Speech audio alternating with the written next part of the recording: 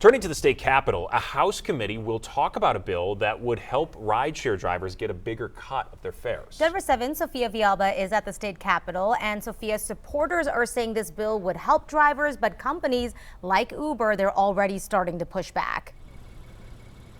Yeah, and supporters say that it would help put more money into drivers' pockets, but those who oppose the bill say that it could make rides more expensive.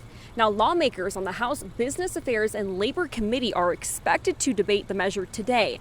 And if passed, it would limit rideshare companies to keeping no more than 20% of a rider's fare. The goal is to make sure most of the money from your trip goes to the driver. Colorado Independent Drivers United supports the bill, saying drivers have been seeing less and less of the fare money and that a cap would help guarantee drivers keep at least 80% of what riders pay. The union says drivers who do the work deserve a bigger share of the fare.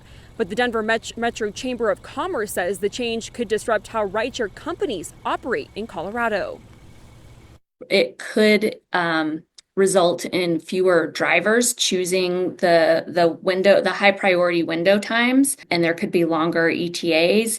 So it's really not meeting the needs of customers, and it could cause sharp increases in prices and actually potentially lower the amount that drivers get paid. She says that's because in other cities, when the price went up, tips went down. Meanwhile, companies like Uber say they already spend much of each fare on things like insurance, taxes, and airport fees. They warn the remaining 20% may not cover those costs. And you may have received this message to riders yesterday, Uber saying, quote, if passed, we estimate that average rider fares in Colorado could double in order to cover these fixed costs. The company also sent this statement to Denver 7 saying legislators must consider the real-world impact on household budgets and driver earnings before passing this bill. This proposal risks making Uber a luxury rather than a needed affordable option. And if this bill is passed today, it would still need approval from both the House and the Senate before heading to the governor. Ryan, back to you.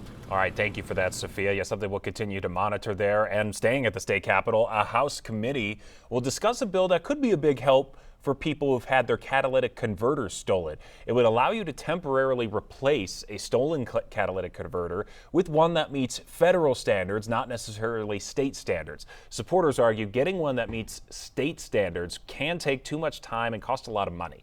The state says it can cost around $2,000 to replace. Lawmakers tried to pass a bill like this last year, but failed.